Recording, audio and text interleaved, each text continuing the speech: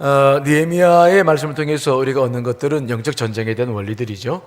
여러 가지 일들이 있습니다만은 이 원리들을 잘 우리가 배우고 또 가지고 있으면 어떤 영적 전쟁에도 우리가 실패하지 않습니다. 사탄의 공격은 외부 공격으로부터 시작했습니다. 외부적인 공격이 시작되었죠. 두려움을 갖게 하는 것이 그들의 목표죠. 내부의 일들을 통해서 그들은 정말 낙심할 수밖에 없었고 좌절할 수밖에 없었어요. 사탄의 공격이 계속될수록 우리가 한 가지 놓지 말아야 될 핵심이 있어요. 핵심이 뭐 어떻게 공격이 되든 핵심은 하나입니다. 하나는 두려움을 갖게 하는 겁니다. 뭐라고요? 두려워하는 거예요. 두려워하는 거. 오늘도 이제 외부적 공격이 안 되죠. 내부적인 분열도 안 되죠. 그러니까 이제 공격 목표가 뭐냐면 느헤미야 한 사람 무너뜨리는 거예요. 지도자 한 사람. 우리나라가 지금 겪고 있는 문제가 그 문제죠. 지도자 한 사람 무너뜨리면 공동체가 탁 무너지는 거죠.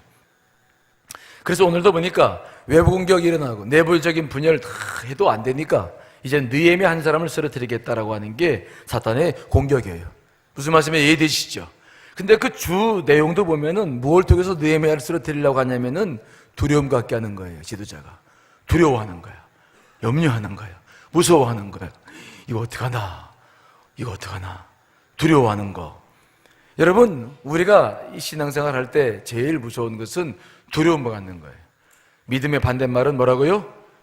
불신앙이 아니에요. 두려움이에요. 두려움. 여러분 안에는 두려움. 이 두려움이 있으면은 기도도 안 되고 아무것도 안 되는 거거든요. 그래서 우리가 이 시간에도 이 두려움의 실체를 잘 보고 두려움을 물리쳐놔야 돼. 두려움. 뭐가 두려운가 도대체가. 왜 내가 지금 이렇게 오금을 못 피고 이렇게 마치 곧 죽은 사람처럼 이렇게 살고 있는가. 가만히 보면 두려움이에요. 두려움. 자, 오늘도 그 실체를 한번 보겠습니다. 자, 오늘 느헤미야를 위해서 느헤미야에 공격하는 것이 이 세 가지 공격이 개인적으로 있는 거예요. 그래서 지도자가 참 중요합니다.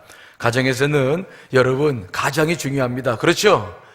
가장 무너지면 안 돼요. 가장이 참 중요합니다. 여러분 교회에서는 또 담임 목사님 제가 중요해요. 제가 무너지면 큰일 나는 거예요. 여러분 이 나라 민족은 대통령이 중요합니다. 그렇죠? 이 지도자가 정말 중요합니다. 지도자가 중요해요. 그 사람이 중요한 게 아니라 그 사람이 갖고 있는 위치가 중요한 거예요. 사탄이 계속 추구하는 것, 애쓰는 것들이 전부 이 지도자들을 무너뜨리려고 하는 것인데, 자, 오늘도 이제 느헤미야 한 사람을 무너뜨리려고 산발락과 도비아와 아라비아 사람 게셈이 아주 사탄의 그 노를 쓰고 이제 애를 쓰고 있는 것인데요. 자, 먼저는 어떤 유혹이냐면 만나자는 거예요. 자, 1절로 2절 말씀이죠. 자, 읽어보겠습니다. 시작. 원수들이 내가 성벽을 건축하여 허물어진 틈을 남기지 아니하였다 함을 들었는데 그때는 내가 아직 성문에 문짝을 달지 못한 때였더라. 산발락과 게셈이 내게 사람을 보내어 이르기를 오라 우리가 어느 평지 한촌에서 서로 만나자 하니 실상은 나를 해하고자 함이었더라. 이제 성벽이 52일 동안에 이제 다 되는데 거의 다 될 때가 됐어요. 그래서 서로 각 집안마다 자기 일을 했으니까 성벽마다 이제 그 중간에 그 메꿔진 틈들을 다 메꾸고 그 다음에 성벽에 문을 딱 달면 끝나는 거죠. 거의 다 되는 거예요. 그러니까 이제 이들이 이거 안 되겠다 싶어가지고 느헤미야에게 뭐라고 이야기하냐면 만나자는 거예요. 만나자. 우리가 평화적으로 타협을 해서 잘 될 수 있도록 해보자. 그렇게 타협을 하는 거예요. 그러니까 염려하지 말고 우리 한번 만나자. 참 좋은 말이에요. 그렇죠? 만나자. 이거 참 요즘 어저께도 청문회 여러분 보셨나 모르겠습니다. 저는 단보지 못 봤는데 종종 이렇게 인터넷을 통해서만 이렇게 조금씩 봤는데 만나는 게 중요하더라고요. 언제 만났냐? 그렇죠? 일의 역사가 다 거기서 시작돼. 어디 만났냐? 언제 만났냐? 왜 만났냐? 전부 만나는 것이 이게 중요한 거예요. 만난다고 하는 게 이게 참 중요한 거예요. 왜 만나야 되냐고. 만날 이유가 있어요? 느헤미야 성을 세워야 되고 저 산발락과 도비아과 아라비아 사람 게셈은 못 세우게 하는 거고. 근데 그 두 사람이 만나서 뭘 어찌자는 거예요? 만나는 게 무서운 거예요. 제가 강화에 있을 때 우리 청년 하나를 통일교 놈들이 그냥 어떻게 이렇게 사바사바해가 결혼 문제, 시골 농촌에 결혼 못 시키잖아요. 그러니까 일본 여자랑 결혼시켜주겠다고 그래가지고 꼬셔가지고 목장을 하고 계시는데 노총각이었어요. 그래가지고 통일교에 들어갔어. 그 소식이 전해지니까 큰 문제. 아니, 우리 마을에 교회가 있는데 통일교가 들어오면 문제잖아요. 그래가지고 알아봤더니 통일교 교육받으러 매일 다니는 거야. 그래서 안 되겠어. 그래서 교인들 이제 하고, 해서 몇 사람 보냈죠. 아주 힘 좀 쓰는 사람들하고 이제 그 부모님 중에서 이제 보냈어요. 보내서 데려오라고. 딱 갔더니, 못 들어오게 하죠. 못 들어오게 하고. 두려워가지고 교인들이 안 가려고. 어떻게 두려워서. 무슨 두렵냐고. 우리 그 자녀인데 그거 어떻게 할 거냐고. 데려오라고. 내가 가려니까 좀 무섭잖아요. 왜냐면은 싸움을, 다른 게 무서운 게 아니라 걔 개인적으로 무서운 게 아니라 이게 목사와 이건 심각한 문제거든요. 그러니까 이제 그렇게 안 하니까, 보냈더니 돌아왔어요. 그래서 왜 왔냐 했더니, 철통 같은 못 들어가게 하고 그런다고. 이거 어떻게 내가 나서야 되나. 그러고 있는데 전화가 왔어. 누구냐 했더니 그 통일교, 그 사람들도 목사라고 그러잖아요. 목사래. 좀 만나지. 왜 만나냐 내가 당신을 했더니, 만나서 대화로 해결하지. 가만히 잠깐 기도해보니까 대화로 해결할 문제가 아니야. 나는 빼와야 되고 저놈들은 안 주려고 그러고. 그렇죠? 만나가지고 뭐 할 거예요. 또 그놈들이 전략이 뭐냐면 만나면 사진 찍어놓고서 목사가 만났는데 이러저러 이런 얘기했다고 헛된 소문 퍼뜨려가지고 심각해지는 거예요. 그래서 내가 그랬죠. 내가 당신들 만날 이유가 뭐가 있냐. 나는 걔를 빼올 거다. 당신들 안 주려고 하는 거 아니야. 그러니까 나랑 만날 필요가 없어. 그러니까 다시는 나랑 만날 얘기하지 마라. 그리고 당신과 나는 볼 필요도 없으니까 그냥 끝나. 그리고 끝냈더니 막 욕을 하고 화를 하고 네가 목사냐 그래서 하여튼 알았는데 결론은 당신과 나랑 만날 필요가 없어. 우리는 당신이 우리 아들, 우리 이름 얘기할 필요 없지만 내가 그 친구 저기 우리 교회 청년인데 내 빼올 거야. 염려하지 마라. 그랬더니 이거 빼오나 보라고 그래서 또 이제 보냈죠. 힘을 줘서. 이거 빼오지 않으면 안 된다. 그러니까 이렇게 갑자기 들어가서 이렇게 빼와야 된다. 정말 그렇게 해가지고 갔는데 갑자기 와서 데리고 나왔어요. 부모가 가야만 데려보내주거든요. 이놈들은. 부모들은 법적인 권리가 있어요. 그러니까 부모를 가가지고 아버님 데려가가지고 딱 빼갖고 오는데 들켰어. 그래가지고 막 싸움이 벌어지는데도 부모가 가니까 데리고 왔어. 데리고 오는데 차를 태워가지고 오는데 얼마나 그동안 세뇌 교육을 받았는지 앞에 우리 권사님 한 분 타고 장로님 한 분 타고 옆에 또 권사님 타고 옆에 그 아버님 타고 그리고 이쪽에 그놈 태웠는데 글쎄 그냥 차를 타고 오는데 이놈이 차에서 뛰어내린 거야. 그래가지고 뇌진탕으로 또 그래서 병원에 또 입원을 급하게 또 앰뷸런스 싣고 병원을 또 갔네. 수술이 안 한다 그래서 서울까지 갔어요. 그러니 그런 일이 벌어지니까 교회가 이게 참 심각해지더라고요. 무슨 말 이해되시죠? 이게 지금 말을 내가 웃으면서 해서 그렇지. 근데 울면서 할 수는 없잖아요. 그때는 이거 정말 이거 목사가 이거 해가지고 이거 정말 큰일 났네. 이게 뇌진탕이 귀에서 막 피가 나왔다 그러고 이게 수술이 잘못되면 이게 심각하더라고. 그래가지고 막 기도하고 교인들이 기도하고. 다행히 이제 수술이 잘 됐어요. 잘 돼가지고 잘 됐는데 한 역사가 참 신기하죠. 잘 돼가지고 이제 병원에 누워 있는데 그 병원 옆에 한 분이 환자가 들어왔는데 이제 우리 이름 알 필요는 없고 이놈이 이제 깨어나가지고 있는데 옆에 환자가 들어왔는데 이 사람이 누구냐면은 통일교 때문에 자기 자식을 잃은 사람이야. 그러니까 어디 있는지도 몰라. 그 사람이 있어가지고 어떻게 그렇게 그 큰 병원에 그렇게 병실이 되어집니까? 이해가 안 되는 거죠? 근데 이 사람이 말도 안 했는데 통일교 얘기하면서 자기 어떻게 들어왔냐 하면서 해가지고 이놈이 그때 마음이 돌아서는 거야. 통일교가 그렇구나. 내가 정말 이러다가는 다 빼앗기고 이거 큰 문제구나. 이거를 알은 거예요. 내가 가서 설명도 안 했어요. 하나님께서 보내시는 거야. 그 사람을 통해서 이놈이 그래서 전화가 왔어. 저 본성이 이런 거 얘기했네. 여기입니다. 그래서 너 수술 잘 됐다 그랬는데 괜찮냐 그랬더니 목사님 저 통일교 아무래도 안 되겠습니다. 저 보이지 않는 곳에서 숨겨주세요. 그래요. 너 마음 정했냐? 예, 아유, 저한테 더 이상 연락 오지 않도록 해주세요. 그래가지고 그놈을 아주 저기 보이지 않는 기도원에 보내가지고 한동안 있게 했죠. 그래가지고 결혼해가지고 애 지금 셋이나 낳고 잘 살아요.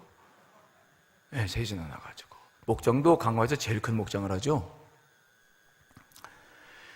이 이단들이나 우리가 하는 모든 것들에 대해서 뭐가 제일 큰 문제냐면은 두려워하는 거예요. 뭐가 문제라고요? 두려워. 신천지. 절대로 두려워할 필요가 없는 거예요. 우리가 어떤 일을 하든 이 사탄과의 영적 전쟁에서는 두려움이 제일 큰 문제예요. 두려움이 제일 큰 문제예요. 두려울 필요가 없습니다. 아셨죠? 다 목숨도 주의할 것입니다. 두려울 게 없는 거야. 지금도 우리가 이 인생 살면서 왜 자꾸 우리가 이렇게 힘들어 하냐면은 여러분 안에 자꾸 이런저런 결국은 두려움이에요. 결국은 두려워하는 마음을 갖게 하는 것이 사탄의 전략입니다. 아셨죠? 두려워하는 거예요. 두려워하는 거. 자, 그 일이 안 되니까 느헤미야가 아니 내가 널 뭐로 만나냐? 3절에 뭐라고 말씀하냐면 내가 이제 큰 역사를 하니까 나 못 내려간다. 그리고 딱 잘라버려요. 느헤미야는 두 가지인데 분별력이 정확한 사람이고 두 번째는 두려움을 갖지 않은 거예요. 이게 영적 전쟁에 승리하는 거야 이게. 예? 그러니까 두 번째는 어떤 전략을 벌이냐면요, 이제 5절에 보니까 한 종을 보내가지고 편지를 보내와서 느헤미야에게. 근데 편지를 보니까 봉화지가 안 왔어요. 그 당시 편지라고 하는 것은 주로 이제 뭐 파피루스나 가죽에 쓰는 것이고, 그걸 가지고 이제 돌돌 만 다음에 끈으로 묶고 진흙으로 딱 봉하는 것이 그 당시에 이제 편지를 보내는 방법인데, 이게 묶여졌는데 봉하지 않았어요. 이게 무슨 말이냐면은 편지를 전달하는 사람이 볼 수 있게끔 된 거예요. 그 내용에는 무슨 내용이 들어있냐면, 이 느헤미야가 지금 성벽을 적어놓는 것은 이거는 지가 왕이 되려고 그런다. 무슨 말이 이해되시죠? 그 소문을 퍼뜨리는 거야. 일부러. 그래가지고는 그것을 느헤미야에게 보내온 거예요. 느헤미야가 딱 받아보니까 이거 뭐야? 이거 봉해지도 않고 이거 소문이 그럼 다 나갔다는 건데 두 가지 위험 아닙니까? 아니 그러면은 야 이거 느헤미야가 지금 여기 와가지고 청도로 와가지고 성을 쌓는 것은 왕이 되려고 그러는 거야? 그러면 그 당시에 그 왕의 신하들이 거기에 많이 있는데 이게 큰 심각한 문제가 생기는 거 아니겠어요? 또 두 번째는 이것이 아닥사스다 왕에게 조서가 올라가가지고 그러한 것들이 있다, 증거 있다 그러면서 나오기 시작하면 이거 아닥사스다 왕이 어떤 문제를 야기시킬지 모르는 거죠. 이것도 큰 두려움이에요 이게. 그러니까 타협하자, 만나자 그거 아니에요? 자 여러분 저를 보세요. 핵심은 뭐라고요? 사탄이 하는 핵심은 뭐라고요? 두려움이에요. 두려움. 자, 어떻게 그때 반응 보입니까? 8절로 9절 읽습니다. 시작. 내가 말한 바 이런 일은 없는 일이요 내 마음에서 지어낸 것이라 하였나니 이는 그들이 다 우리를 두렵게 하고자 하여 말하기를 그들의 손이 피곤하여 역사를 중지하고 이루지 못하리라 함이라. 이제 내 손을 힘있게 하옵소서 하였노라. 두렵게 하고자 하는 거야. 두렵게 하고자.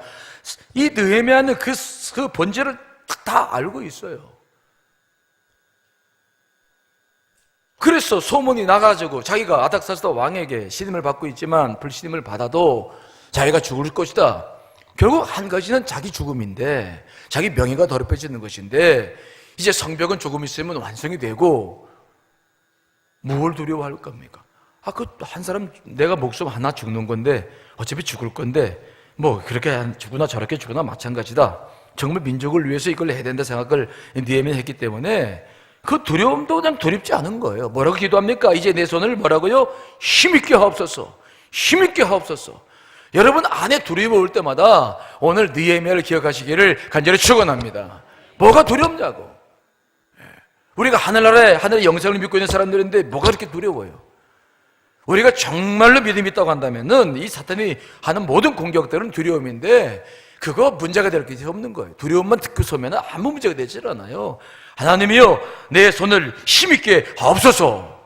여러분 오늘 여러분의 가슴도 손도 힘있게 되시기를 간절히 축원합니다. 염려할 것이 없는 거예요. 세 번째로는 또 어떤 꼼수를 쓰냐면요, 이건 아주 정말 교묘한 거라서 이게 분별이 안 되는 거지. 자, 10절 말씀입니다. 10절 읽습니다. 시작. 이후에 무에다벨의 손자 들레의 아들 스야마가 둠을 분출하기로 내가 그 집에 가니 저가 이르기를 저희가 너를 죽이러 올 테니 우리가 하나님의 전으로 가서 외소 안에 숨 있고 그 문을 닫자. 저희가 비는 밤에 와서 너를 죽이리라 하기로. 와, 이제는 너는 암살자가 와가지고 너를 죽일 거니까 이제 성전에 들어가서 외소라는 것은 성소를 말하는 거죠. 성소와 지성소가 있는 지성소 앞에 있는 성소를 외소라고 그러는데 이건 제사장만 들어가는 길이에요. 이거는 아무도 못 들어가는 거예요. 그런데 여기는 그러니까 누구도 못 들어가니까 거기에 숨지 않는 거예요. 느헤미야에게. 이게 지금 제사장들도 이게 지금 들어가려면 목욕제비하고 여기가 지금 얼마나 두려운 곳인데 느헤미야에게 지금 거기 들어가자고. 그래 너 산다고. 오늘 밤에 넌 죽는다. 교묘하잖아요. 스메아라는 사람이 제사장인데 이 사람이 드문불출하는 거에 나오지를 보이시지 않으니까 뭐 이거 일부러 그렇게 한 건데 이게 누가 그런 줄 알겠어요. 그래서 느헤미야가 찾아가가지고 어떻게 된 거냐? 그러더니 다른 말 하지 않고 내가 오늘 이제 기도하다 보니까 아무래도 문제가 있다. 너 숨어라. 이야, 이게 참 이게 제사장들이 이게 있을 수 있는 거예요. 정말 이게 누가 이걸 분별할 수 있겠어요? 이게 이렇게 나오면. 그냥 속아 넘어가는 거죠. 속아 넘어가는 거예요. 그런데도 느헤미야는 분명히 알고 있습니다. 나는 거기에 못 들어갑니다. 왜 이런 문제를 하냐면 거기에 들어가 버리면 곧바로 느헤미야는 이제는 범죄자, 피의자가 되는 거예요. 그럼 율법적으로 금해진 것이고 이스라엘 민족들이 그 사실을 알면 느헤미야를 지도자로 인정하겠습니까? 큰 문제가 생기는 거예요. 순간 두려움을 이기지 못하면 순간 죽는다고 하는데 오늘 밤에 지금 사람이 와서 죽인다고 하는데 누가 두렵지 않은 사람이 누가 있겠어요? 그러냐고. 두려움에 빠져버리면 금방 그냥 나도 숨겠다고 할 수밖에 없었겠죠. 그런데 느헤미야는 달라요. 자, 11절 읽습니다. 시작. 내가 이르기를 나 같은 자가 어찌 도망하여 나 같은 몸이면 누가 외수에 들어가서 생명을 보존하겠느냐? 나는 들어가지 않겠노라 하고. 나 같은 자가 어찌 도망하여. 내가 제사장도 아닌데 거기 들어갈 수도 없고 내가 이거 죽어서 내가 죽음 때문에 지금 두려워한다고 한다면 내가 이 일을 하지도 않았다. 이건 내 목숨보다도 중요한 일이다. 이 성벽을 재건하는 것은 그 무엇으로도 바꿀 수 없는 일이다. 그러니까 나는 그건 못 들어간다. 죽으면 내가 죽는다.